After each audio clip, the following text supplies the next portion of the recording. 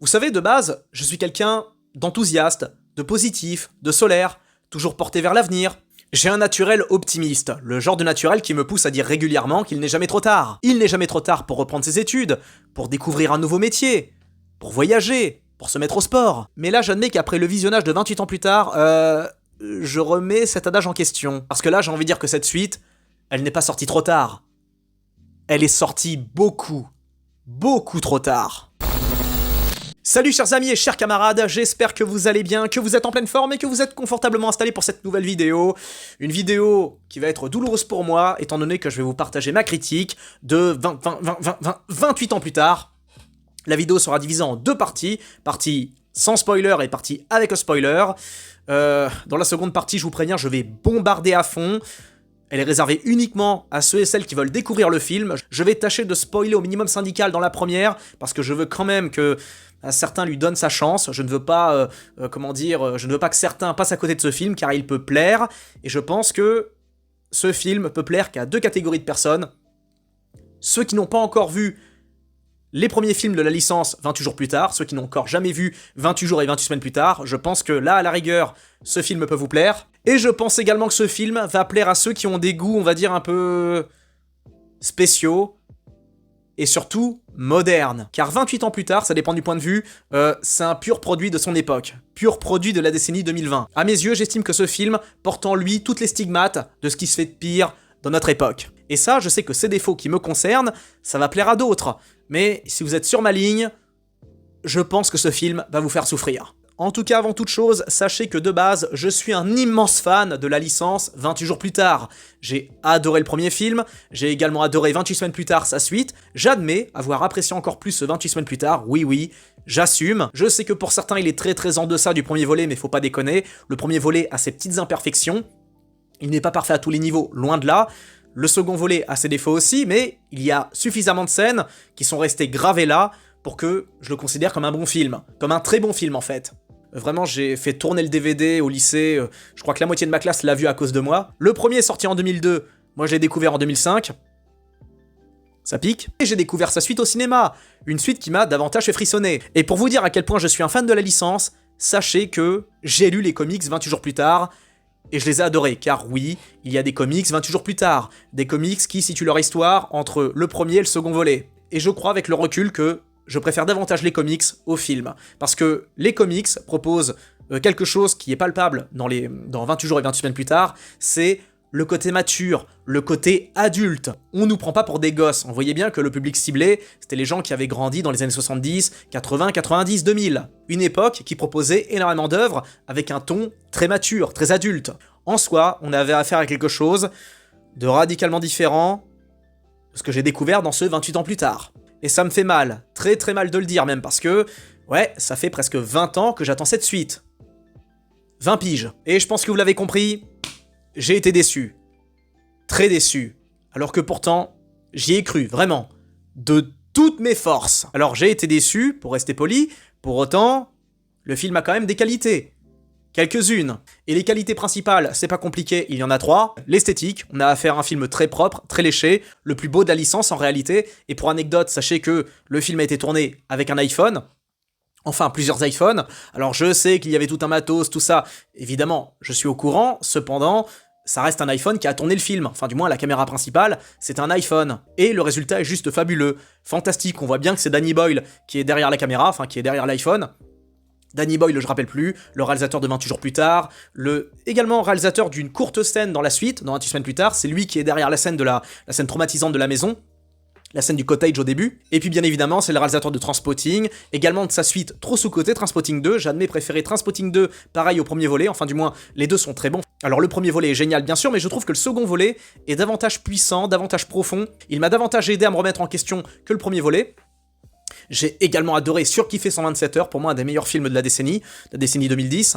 Également j'ai adoré Son Sunshine et aussi le trop sous-côté La Plage. Très bon film à montrer aux jeunes, si vous avez entre 17 et 25 ans, n'hésitez pas à le mater. En tout cas, même si Danny Boyle n'a pas réalisé que des chefs-d'œuvre, je suis fan de son style.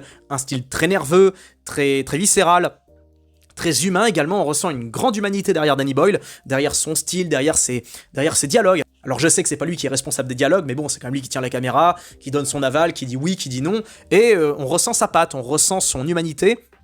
Et chose que j'adore chez lui, c'est qu'il a cette capacité à nous mettre dans la peau, dans la tête des personnages qu'il met en scène. Et esthétiquement, ce 28 ans plus tard est super clean, super propre, super beau, énormément d'angles particuliers, des angles bien boylins, ce qui fait la force du réalisateur, c'est qu'il nous propose des plans qui sont un peu particuliers, qui sortent de l'ordinaire. Ça ajoute de l'authenticité, c'est sa griffe, c'est sa marque. Donc visuellement, j'ai envie de dire qu'il n'y a rien à dire. Il y a quelques plans qui sont pour moi un peu trop sombres, des plans de nuit, tout ça, où vraiment on a du mal à distinguer ce qui se passe, mais en soi, c'est pas dramatique, ça reste crédible, réaliste. Très beau dans la violence, dans l'horreur, tout ça. Enfin, une violence et une horreur qui est quand même relativement atténuée. Hein. J'ai pas mal sursauté parce que de base, je suis quelqu'un de très sensible au cinéma, je sursaute pour un rien. Ça, c'est une transmission de mon ex-copine qui sursautait pour rien, et au début, oui, tiens, je vous raconte ça. À la base, je suis quelqu'un qui est relativement stoïque, sauf devant les films d'horreur vraiment violents, vraiment vénères, quand il y a des scènes de gore absolu, là je réagis, je me planque, généralement quand c'est trop violent, mais les scènes de stress, généralement, je tiens bon, je sursaute pas. Et il y a quelques années, je me suis moqué de mon ex qui était du genre à réagir pour rien. Genre, elle voyait un petit truc à sursauter, et puis un jour, j'ai décidé de me foutre de sa gueule en limitant quand on regardait des films. Et vraiment, elle sursautait pour rien, quoi. Pour des petits trucs, pour même pas des jumpscares, pour que dalle. Donc j'ai commencé à me moquer d'elle, et puis finalement j'ai fini par adopter ses petites habitudes, et c'est resté, au point 2, maintenant, je sursaute pour un rien, je sursaute pour pas grand chose. Donc quand j'étais voir le film, je vous cache pas que j'ai sursauté à pas mal de moments. Pour autant, dans 28 ans plus tard, il n'y a pas de scène aussi gore, comme on a vu par exemple dans 28 semaines plus tard. 28 semaines plus tard, c'était une avalanche, c'était une fontaine de sang, il y en avait partout non-stop. Or là, dans ce film, même s'il y a un peu de sang, même s'il y a des scènes vraiment spectaculaires, notamment les scènes où on voit des infectés se prendre des flèches, tout ça, c'est impressionnant, c'est sanglant, c'est violent, mais c'est pas non plus c'est pas non plus hyper traumatisant. Les seules scènes vraiment dégueulasses, c'est les passages avec les alphas, donc je parlerai un peu plus dans les spoilers, car la nouveauté dans ce volet, c'est les infectés qui évoluent, qui proposent des variants. Et autant vous le dire, au départ, j'étais pas tellement chaud. Et ça aurait pu être mieux encadré, ça aurait pu être mieux géré, si le film était mature dans son essence. Or, malheureusement, 28 ans plus tard n'a pas la moitié de la maturité comme on avait dans le premier, le second volet, mais également dans le comics. Le comics était pour moi le plus mature de tous, beaucoup plus sérieux que les films. Vraiment, j'ai flippé devant les comics, j'ai davantage flippé devant les comics que devant les films, c'est vous dire. En tout cas, je vais revenir aux qualités quand même.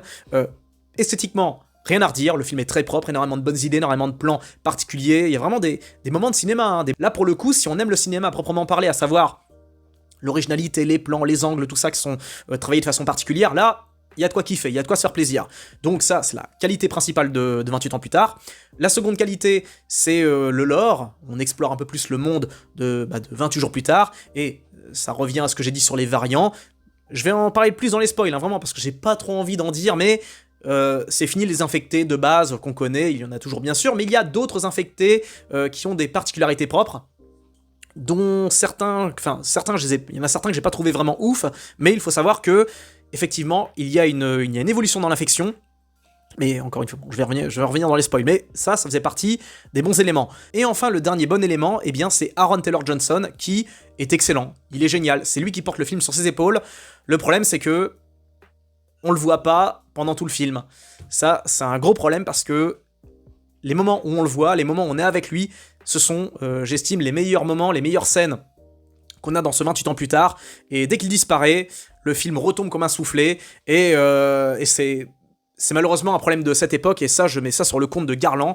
Ça, pour moi, c'est la faute d'Alex Garland, le scénariste donc de 28 ans plus tard, et également scénariste du premier, du second. Enfin, c'est le mec qui a toujours suivi Danny Boyle dans ses films, c'est le scénariste de Sunshine également, je crois. Enfin, il l'a toujours supervisé. Garland est talentueux, mais j'ai envie de dire que c'est un petit peu le Neil Druckmann britannique, quoi. Je sais pas si vous avez vu son Men. Alors, j'en ai vu des films qui sont manichéens, mais alors celui-là, il bat des records, quoi. En gros, ce film, c'est tous les hommes sont des ordures. Il n'y en a pas un qui relève le niveau, il n'y en a pas un qui est à sauver. Donc bravo Alex Garland, très original, très intéressant, très intelligent, c'est très recherché. On connaît très bien ce genre de profil, c'est les gars qui pointent du doigt leurs congénères en mode oh là là, les hommes sont ceci, les hommes sont cela, puis en réalité quand on creuse un peu on s'aperçoit qu'ils sont presque encore pires, c'est juste du signalement de vertu, et Alex Garland j'ai l'impression qu'il s'oriente un petit peu là-dedans comme ce bon Druckmann, il s'oriente vers le vertu signaling.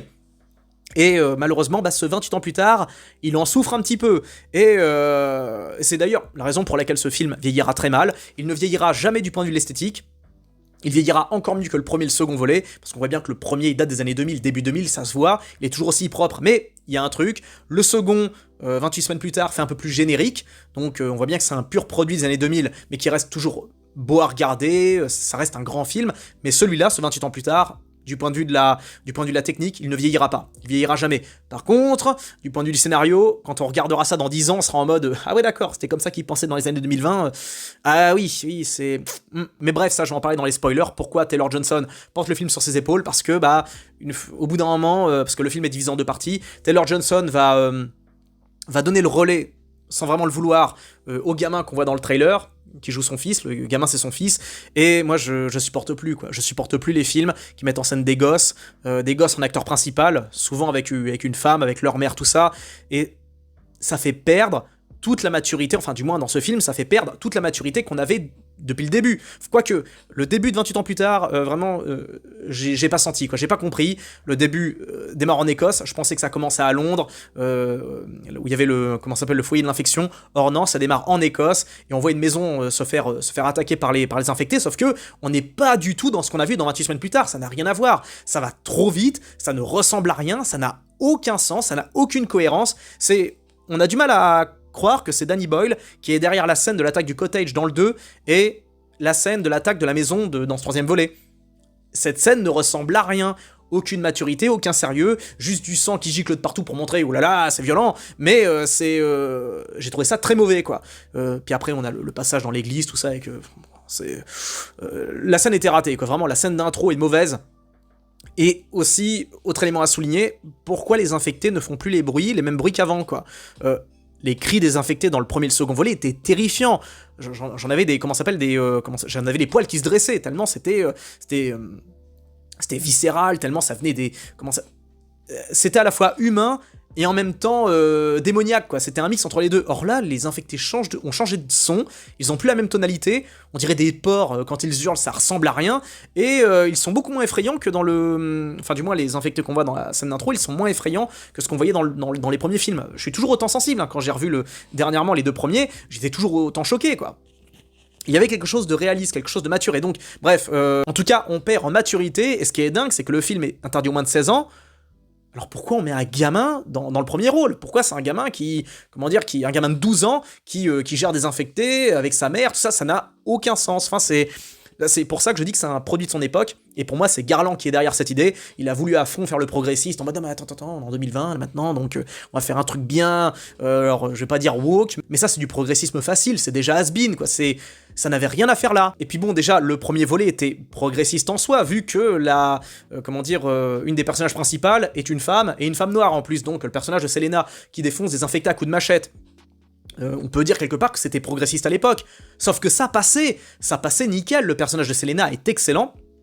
C'est d'ailleurs Selena qu'on retrouve dans le comics, vraiment quand on y pense, en réalité 28 jours plus tard, c'est progressiste en soi, parce que Cillian Murphy, c'est le petit gars un peu fragile, pas spécialement costaud, qui se fait, qui apprend à se défendre avec la meuf qui manie de sa machette, tout ça, c'était déjà progressiste. Or, ça passait, il y avait certainement pas un discours derrière, avec un vernis idéologique. Or là, on le sent bien dans ce 28 ans plus tard. Enfin, du moins, c'est pas en filigrane, c'est pas, trop appuyé, mais on le sent un petit peu quand même, un petit peu, et on sent bien que c'est la patte de Garland qui était derrière, qu'on sent bien qu'il a bien appuyé cette idée. Vraiment, le gars, il veut concurrencer Druckmann par rapport à certaines idées. Et c'est une des raisons pour lesquelles, je vous le redis encore, que ce film ne passera pas l'épreuve du temps. Vous allez voir que dans 2 semaines, on l'aura oublié, complètement. Or, ceux-là, on les a pas oubliés, et on les oubliera jamais. Et je précise bien que j'ai été voir ce film avec un zoomer, avec un gars de 20 ans, qui a grandi dans les années 2000, tout ça, les années 2010, il pensait comme moi. Et pourtant, on n'a pas spécialement les mêmes goûts au carré, il a ses partis pris, il a son parti pris, il a ses goûts à lui, et même lui était saoulé, quoi. En tout cas, ce 28 ans plus tard a quelques qualités, mais ces qualités sont malheureusement balayées par ses défauts, des défauts qui n'arrêtent jamais, on s'engouffre sans arrêt, non-stop, au bout d'un moment, vers du n'importe quoi. Et pour moi, le sommet du n'importe quoi arrive avec ce passage où on voit la forêt de crânes, de squelettes, machin. Alors au début, j'ai pas trop compris dans le trailer, je me suis dit, oh là, qu'est-ce que c'est? C'est sûrement un temple païen, un truc comme ça, où des gens sont revenus à l'état sauvage pour... les mecs, ils sont revenus dans des bails chelous, ils vont construire des temples, je sais pas moi, de satanistes, où ils mettent des crânes ou je sais pas quoi. Je me suis dit, bon, ça va peut-être être ça. Or non, c'est pas du tout ça, on est dans autre chose, quelque chose qui n'a aucun sens, et à partir de là, c'est vraiment vers la fin du film, ça s'enfonce, ça devient n'importe quoi, et ce que je voulais voir, en fait, on l'a pas vu, à savoir quelque chose de géopolitique, et je sais que certains trouvaient ça génial, l'idée que 28 ans plus tard, reviennent en Angleterre. Et en soi, pourquoi pas, on peut se dire, l'Angleterre qui est complètement isolée, l'Europe a réussi à contenir l'infection, et l'Angleterre est sous quarantaine définitive, sauf que ça n'a aucun sens. Même si l'opération de Londres a foiré dans le second film, vous laissez pas un pays comme ça avec un potentiel risque d'infection généralisée. Vous bombardez tout de A à Z, ou alors vous envoyez, je sais pas, l'armée qui fait du ratiboisage, j'en sais rien, qui dégomme tout ce qui traîne. Enfin, vous faites pas de cadeaux, pas de quartier, mais vous laissez pas un pays comme ça pendant 30 piges, et puis en plus, il y a l'Irlande dans le lot, il y a pas que l'Angleterre qui est infectée, il y a aussi l'Irlande, plus toutes les îles à proximité. Et d'ailleurs, on peut relever par rapport au fait que, techniquement parlant, c'est impossible que l'infection puisse se répandre en Angleterre comme ça. Au début, ça a démarré à Manchester, après ça a touché... non, je raconte des bêtises, ça a commencé à Londres, là, dans la périphérie de Londres, et le pays s'est retrouvé infecté en quelques semaines, sauf que ça n'a pas de sens. Les gens ont le temps d'être au courant, ils ont le temps de se planquer, de faire des réserves, surtout dans le nord, tout ça, ils ont le temps de se préparer. Je vois pas comment le pays a pu être balayé comme ça en moins de 2, étant donné que le virus est ultra virulent. Mais bon, ça, à l'époque, ça passait dans les premiers films parce que c'était suffisamment mature, c'était suffisamment sérieux. Or là, tout ce sérieux a été littéralement travesti pour donner autre chose, et finalement, ça fait perdre toute crédibilité. Et c'est dommage, parce que le début était très bien, le début avec Aaron Taylor-Johnson, qui apprend aux gamins comment chasser tout ça. Et là, on voit bien justement le vernis idéologique de Garland, qui nous montre Aaron Taylor-Johnson comme un mari infidèle, comme un père qui est indigne, qui ment, etc. C'est vicieux parce que le personnage est super badass, super cool, super intéressant, avec une âme, une humanité. En fait, on le kiffe justement pour ça, parce qu'il a des défauts, parce qu'il est humain, tout simplement. Et Garland est un peu en mode signalement de vertu, en mode oh là là, regardez, ce mâle toxique, c'est pas le modèle à suivre. Merci Garland, on n'est pas débile, on avait compris que c'est pas spécialement les modèles à suivre, les gens qui font des conneries, qui ont des mœurs un peu critiquables, tout ça, mais on n'est pas des enfants, t'es pas obligé de nous le montrer comme ça. Et donc, c'est...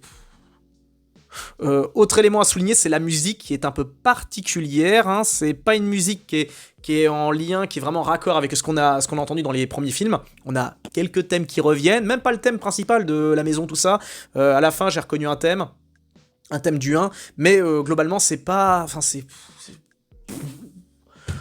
déçu, quoi, putain, déçu. Et encore, je me contiens de pas trop en dire, parce que je suis pas encore dans une spoiler, mais franchement, c'était une épreuve, Mais bon, ça, je vais vraiment en parler dans les spoilers, juste comme note, ce que je lui mets. Alors, admettons, je pars du principe que j'ai vu les 2 premiers, bien, je lui mets un 4 sur 10. Et ce 4 sur 10 est principalement dû à l'esthétique et au jeu d'Aaron Taylor-Johnson, et également un petit peu le bail autour des infectés qui évolue, tout ça, c'est relativement intéressant. Pas indispensable, mais intéressant, puis logique, de par la durée. Moi, à la base, je voulais voir un 28 mois plus tard, je voulais voir une Europe confinée, avec, avec une grosse austérité, une grosse dictature, avec des dirigeants qui sont des infectés qui se battent dans les rues, tout ça. J'aurais voulu voir un truc comme ça, avec une sorte de World War Z, mais en plus mature et en version boylienne, quoi. Or là, on a affaire à ça, et même si j'y ai cru jusqu'au dernier moment, eh bien, je lui mets un 4 sur 10 si je prends en compte les précédents films, et si, allez, je me mets dans la peau de quelqu'un qui ne connaît pas 28 jours ni 28 semaines plus tard, car il y en a qui vont aller voir ce film sans connaître les films précédents. Bon, eh bien, si vous connaissez pas la licence, ça peut être relativement une bonne expérience, ça peut être un film correct, au moins davantage sur le fond que sur la forme. Tout dépend des goûts, machin, etc. Mais je pense que ce film est davantage digeste si vous n'avez pas vu les premiers films. Parce qu'on peut se dire, c'est un produit assez spécial, assez particulier, parce que il est vraiment particulier. Il y a des scènes complètement lunaires, donc je vais encore une fois parler dans un spoiler, parce que c'est même plus lunaire, c'est juste n'importe quoi. Surtout la scène finale. La scène finale, mais vraiment, je vous jure, j'ai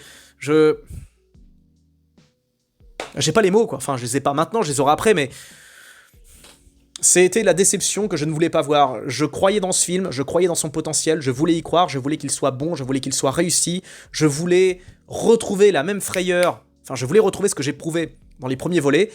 et ça a plutôt marché au cours de certaines scènes, notamment les passages, encore une fois, je le dis, avec Aaron Taylor-Johnson, mais après, non, on a perdu cette peur, on a perdu cette, cette angoisse, alors qu'il y avait moyen, il y avait un potentiel. Je pense que ce film aurait dû sortir avant la décennie 2020, avant la vague de progressisme stérile qui a fini par sortir non-stop à la chaîne. Dans les années 2010, c'était là, j'estime, les dernières grandes années du cinéma, les dernières années où on produisait des bangers chaque année. Et je pense qu'à cette époque-là, dans les années 2010, on aurait pu proposer quelque chose de plus mature, justement. Or là, on est dans autre chose, on est dans le pur produit de son époque. Donc ouais, pour moi, 28 ans plus tard est une méga déception. Et il est temps que je rentre dans le vif, dans la zone spoiler, parce que vraiment, c'est... Bon, voilà. Alors encore une fois, je leur dis, la scène d'intro, vraiment grosse déception, j'ai pas trop compris, on n'a pas été mis dans le bain comme dans le second volet. Je me rappelle vraiment du début du 2, quand on voyait le logo, DNA, machin, ensuite le plan de de l'allumette qui allume, je sais pas quoi, la lampe, avec ce plan sur les yeux de la meuf, là, qui est, la femme de Don, avec cette musique flippante. C'était très simple, c'était nickel. Or là, après on a l'assaut des infectés, une scène hyper flippante, où on est vraiment dans la peau des survivants, où les mecs ils ouvrent la porte, il y a du soleil, les mecs ils ont pas vu la lumière du jour depuis des semaines. C'était immersif. Or là, on voit les gamins qui regardent les Teletubbies, alors ok, on est retourné en 2002, tout ça c'est cool, mais ça va trop vite, on ne comprend rien, et surtout c'est tout sauf crédible. C'est genre, la daronne, elle sent que les infectés, ils arrivent, et elle dit aux gamins, restez là, bougez pas, quoi. Mais non, putain, foutez-les dans la cave, j'en sais rien, planque-les, les laisse pas là, comme des plots, devant la téloche. Donc déjà, on démarre sur une grosse incohérence. Ensuite, le gamin, il se barre, il arrive à se tirer, il arrive à survivre miraculeusement, il se barre voir son daron qui est prêtre, un prêtre complètement zinzin, et les mecs, il lui dit, ah ouais, en fait, c'est le jugement dernier, on est sauvés, les infectés viennent nous bouffer, quoi. Le gamin, il comprend pas trop. Et le père, il y a il est dans l'église, tout ça, et puis il y a les infectés qui rentrent les uns après les autres, et puis il file la croix au gamin, vas-y, barre-toi, Jamie, sauve-toi, alors que bon, le mec, 2 minutes avant, 30 secondes avant, il lui disait que c'était le jugement dernier, c'était génial, mais bon, il veut quand même que son gamin survive. Le gamin il se planque, le gamin se planque, le curton se fait infecter, tout ça. Ok, donc on imagine que le gamin en question c'est Aaron Taylor-Johnson, donc parce que l'histoire se déroule 30 ans après, 28 ans après, donc sur une petite île, tout ça, en bord d'Écosse, et on voit les survivantes, et c'est intéressant de voir, oui, effectivement, une communauté qui survit plus de 20 ans après, donc il faut comprendre que, il y a plus de ressources, il y a plus rien, au niveau de la bouffe, tout est fait sur place, avec les animaux, les légumes, les fruits, chaque lacet de chaussures est précieux, chaque brosse à dents, ça doit être préservé. Ça rappelle un petit peu l'ambiance qu'on avait dans The Last of Us saison 1, Là, pour le coup, la grosse qualité de The Last of Us première saison, c'était sa crédibilité du point de vue des fringues, enfin, peut-être pas des fringues, parce que très vite, les mecs, après, ils avaient tous des jeans neufs, des fringues comment dire, on n'avait pas l'impression que les mecs, ils sortaient de 20 ans d'apocalypse, mais dans les premiers épisodes, on voit bien que c'est la galère, quoi. Genre, par exemple, dans The Last of Us, le premier épisode, on voit Joel qui passe à côté d'un étal, et ils vendent des lacets de chaussures contre des tickets de rationnement, quoi. Genre, dans quel monde vous vendez des lacets de chaussures contre des tickets de rationnement? Un moment où il y a une scène où on voit Joel passer, il voit les gens qui vont se faire pendre, et ils sont attachés les mains dans le dos avec des bouts de plastique, de sacs plastiques, ils sont même pas attachés avec de la vraie corde, donc c'est pour montrer la dèche. Et là, on ressentait ça dans ce village qui est en autarcie depuis 30 ans, et bon, ça c'était cool, mais c'est... Bon, voilà, on voit Taylor Johnson qui, avec son gosse, tout ça, il l'emmène en rite initiatique dans la campagne anglaise pour lui montrer le monde, pour qu'il bute ses premiers infectés, pour qu'il devienne un homme, tout simplement. Et ça, visiblement, ça dérange le scénariste, en mode, en fait, d'un côté, c'est bien, mais en même temps, c'est pas bien, parce que ça t'endurcit et t'en auras besoin dans le futur pour buter d'autres infectés, mais en même temps, c'est un petit peu patriarcal, tout ça. Oh, très original, bravo Garland, t'as trouvé ça tout seul. Ensuite, il y a... quoi d'autre encore que je peux soulever? Enfin, il y a tellement de choses. En fait, on en a rien à foutre de l'histoire de ce gamin, parce que oui, on voit donc Taylor Johnson qui s'occupe du gamin, mais on est dans 28 jours plus tard, on veut voir des trucs d'adultes, on veut voir des trucs sérieux, on veut pas voir un gosse qui part... Alors, c'est intéressant quand il est avec Johnson, mais au bout d'un moment, le gamin va partir en solo avec sa mère qui est un peu toquée, parce que sa mère, elle est en pleine démence, et lui, il veut lui trouver un toubib, et il s'avérera que le toubib, c'est Ralph Fiennes, qui est partout, il est vraiment partout, ce mec. D'ailleurs, je l'ai vu dans le menu, j'ai adoré. Vraiment, grosse surprise, je remercie ma copine de me l'avoir montré, parce que c'était une petite claque, je m'attendais pas à ça, et pour moi, c'est un de ses meilleurs rôles. Il est juste exceptionnel dans ce film. Et là, pour le coup, on le verra, il est pas dingue, il est toujours comme il est, et bon, bref, désolé, c'est vraiment, mais comprenez-moi, quoi, pour moi, c'était une épreuve de souffrance, car je fais le deuil d'une licence que j'adorais, les gars, allô, réveillez-vous, quoi, j'avais tellement d'espoir Je suivais l'actu de ce film quasiment chaque année. À chaque fois sur internet, je regardais quand va sortir la suite de 28 semaines plus tard. J'en étais là, vous vous rendez compte? Et là, je sors de la salle. J'en sors à peine. Et 20 ans d'attente pour ça, quoi. Donc,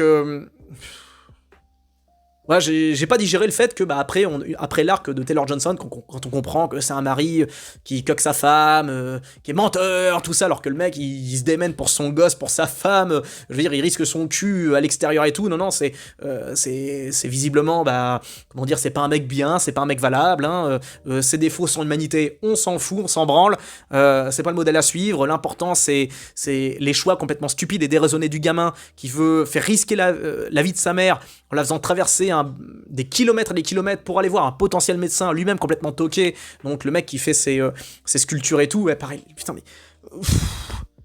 Il y a tellement de choses, mais...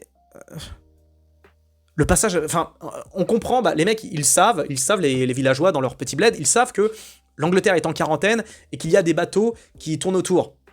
Il y a des frégates, tout ça, des bateaux qui surveillent pour pas qu'il y ait des risques d'infection qui sortent, c'est complètement con, hein, vous ravagez le pays ou vous l'envahissez mais vous arrêtez de tourner autour, ça ressemble à rien. Donc ils le savent, ils sont au courant de ça, donc ça ajoute quelque part un petit peu en austérité, en sérieux, les mecs ils se disent bon, on est surveillé, tout ça, mais on peut rien faire, on est niqué. Mais ce qui nous donne, au bout d'un moment, le passage avec les soldats norvégiens qui débarquent par magie, parce que sous prétexte que le bateau a coulé, et les mecs, ils ont rien de mieux à foutre que d'arriver sur le continent, alors qu'ils savent, enfin sur l'île, alors qu'ils savent très bien que ils posent un pied sur l'île, c'est foutu. Moi, au départ, dans le trailer, je pensais que l'OTAN envoyait des petites unités pour faire le ménage, pour faire de la reconnaissance, et c'est tout. Or non, le mec dit bien, un des survivants, si on pose le pied ici, on est foutu. Et ça arrive comme un cheveu sur la soupe.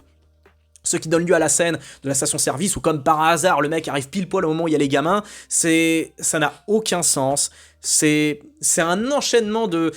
Dès lors que l'arc de Taylor Johnson dégage et qu'on se retrouve avec le gamin et la mère, c'est n'importe quoi. Et ça ne fait que monter en stupidité avec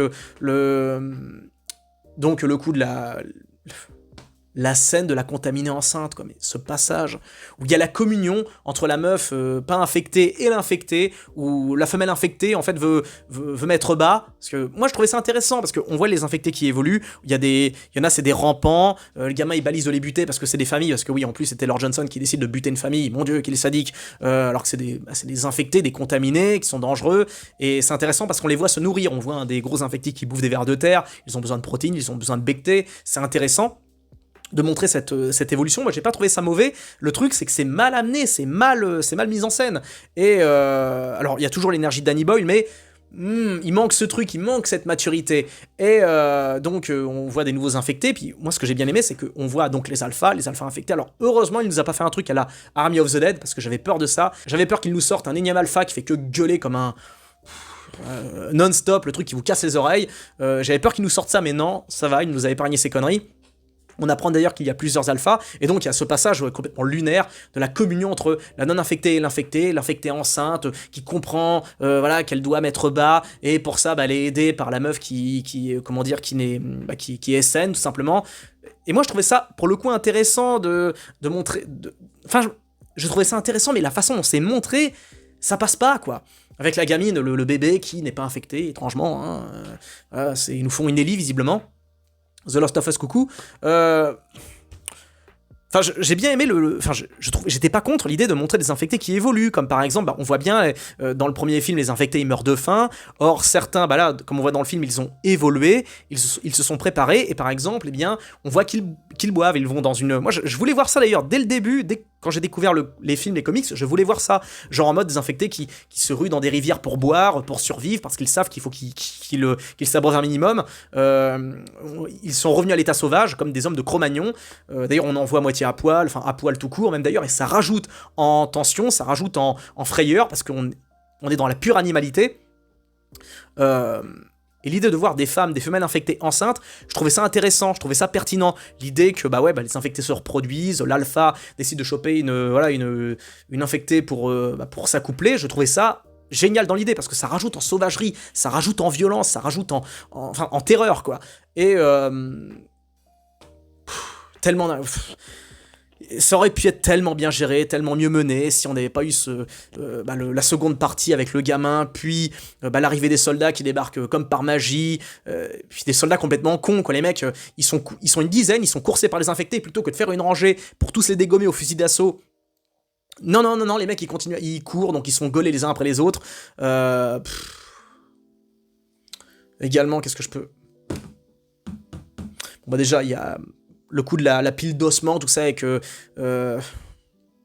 l'alpha qui débarque, qui se fait endormir par le comment ça s'appelle, par le Toubib, par Alphines, qui ensuite, après, une fois qu'il s'est réveillé, l'infecté revient comme par magie, et puis il se fait réendormir, mais c'est n'importe quoi, bordel, ça n'a aucun sens. Le gamin, il rentre chez lui, après que... Ah oui, sa mère, qui est atteinte de démence, elle a un cancer en réalité, le Toubib dit qu'on peut rien faire à part la tuer pour abréger ses souffrances, et ce qu'il fait, c'est qu'une fois qu'il l'a buté, il crame son corps pour avoir le squelette, le crâne, pour faire sa montagne de crâne. Le mec, il a que ça à foutre depuis 20 ans, et depuis 30 ans, et il donne le crâne à son fils, quoi. Bah tiens, c'est le crâne de ta mère, gamin, vas-y, va le mettre sur la pile. Mais qu'est-ce que c'est que ça, quoi?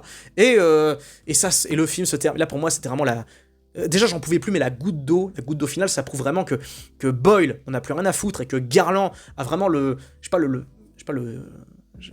lui le taulier, j'en sais rien, mais la fin, bordel, où on voit le gamin qui décide de se barrer de son village, le gamin de 12 ans, pour vivre sa life au milieu des infectés, tout ça. Dans la dangerosité de ce monde, à la fin, il se fait recueillir par des mecs bizarres, et les mecs, c'est les Power Rangers, et ils dégomment des infectés à coups de lame, à coups de batte de baseball, avec des prises de ninja. Enfin, mais ça n'a aucun sens, quoi. Les mecs, bordel, vous savez que vous allez vous faire infecter une goutte de sang dans l'œil, et c'est fini. Les mecs, ils portent pas de masque, ils portent pas de lunettes, ils portent rien, et enfin, mais c'est n'importe quoi. Et en fait, on comprend, oui, c'est le plot twist final. On comprend qu'en fait, le gamin qu'on a vu au début du film, ce n'est pas Aaron Taylor Johnson, mais c'est le gars qu'on voit à la toute fin, donc le mec qui fait le chef de l'équipe de Power Rangers, qui est joué par cet acteur là qu'on a vu dernièrement dans Sinners. Donc c'est lui en fait le gamin, parce qu'on le voit avec sa petite croix que son père lui a filé au début, mais qu'est-ce qu'on en a à foutre? On en a rien on est là, on est comme ça en mode oui c'est intéressant, mais on en a rien à branler en fait, c'est pas ça qu'on voulait voir, ça nous intéresse pas. Et donc on va suivre l'histoire encore du gamin, parce que il y aura une suite, il y aura 28 ans plus tard 2 et un 28 ans plus tard 3, oui c'est confirmé par Danny Boyle. Danny Boyle va réaliser le troisième volet, et le deuxième est réalisé par une autre, et ce qui me fait peur c'est que Danny Boyle a dit que le résultat du 2 était génial. Donc maintenant j'ai plus aucun espoir. J'ai plus aucun espoir pour cette licence. Bien naturellement, j'irai voir parce que ça va me démanger, mais je m'attends à rien et je sais d'avance que je vais être déçu. En tout cas, c'est la pire déception de l'année, vraiment. J'en veux à Boyle, vraiment, j'en veux à Boyle de nous avoir fait attendu tout ce temps pour rien. J'en veux à Garland d'avoir voulu jouer le progressiste, plus progressiste que les progressistes en 2025. On est passé d'une œuvre mature et sérieuse à un truc qui résistera très mal à l'épreuve du temps. J'aurais encore pu parler de plein de trucs, hein, mais là, j'estime que j'ai dit c'est l'essentiel pour moi. Le film n'a aucune cohérence, aucune réelle intelligence. On sent qu'ils ont voulu plaire à la fanbase, mais surtout aux nouvelles générations, en mode, tiens, on va leur proposer autre chose. Ils ont pas voulu, faire... Enfin, non, ils ont même pas voulu faire plaisir aux fans d'origine, parce que s'ils avaient voulu vraiment proposer quelque chose à la hauteur des premiers volets, on aurait eu quelque chose d'autre, on aurait eu quelque chose de mature, quelque chose de sérieux, et le film aurait été un succès. Je suis convaincu que ça va être un bide, et le bide est mérité. Vraiment, si vous avez eu la force d'aller jusque-là, et que vous n'avez pas encore vu ce film, si vous êtes imposé les spoilers, vraiment, n'allez pas le voir. Si vous êtes fan des premiers films, j'estime que 28 ans plus tard mérite son bide, voilà. Donc on verra bien ce que ça va donner dans les années qui viennent. En tout cas, le cinéma de maintenant, c'est compliqué, hein. Je m'attendais à ce que 2025 relève le niveau, mais visiblement... Certains n'ont pas l'air très chauds. Bon écoute, on se revoit pour une prochaine vidéo, une prochaine critique. Je vais faire une rétrospective du 1, de 28 jours, une semaine plus tard, du comics également, et du 3. Je vais y réfléchir encore un peu ce soir, quand je vais être à froid. Là, je suis vraiment à chaud, je suis en mode sanguin. Et on se retrouve donc pour cette vidéo, et pour la critique de F1, que je vais vous proposer la semaine prochaine.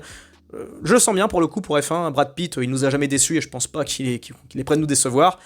Contrairement à Tom Cruise et son dernier Mission Impossible, où c'est 3 heures d'autofellation non-stop. Bref, en tout cas, voilà mon avis concernant 28 ans plus tard. J'aurais aimé ne pas faire cette critique, et comprenez bien que ça ne me plaît pas de faire des critiques négatives. Je ne veux pas buzzer là-dessus, je ne veux pas surfer, je ne veux pas faire du rage bait, au contraire. Je voulais faire une critique positive, je voulais en dire du bien, je voulais vous vendre ce film, je voulais vous motiver à aller le voir, vraiment. Sauf que, non, ce film est pour moi juste indéfendable. Enfin, du moins... sur le gros des plans. Plein de bisous à tous, prenez bien soin de vous, et dites votre avis dans les commentaires, c'est hyper important. Ciao.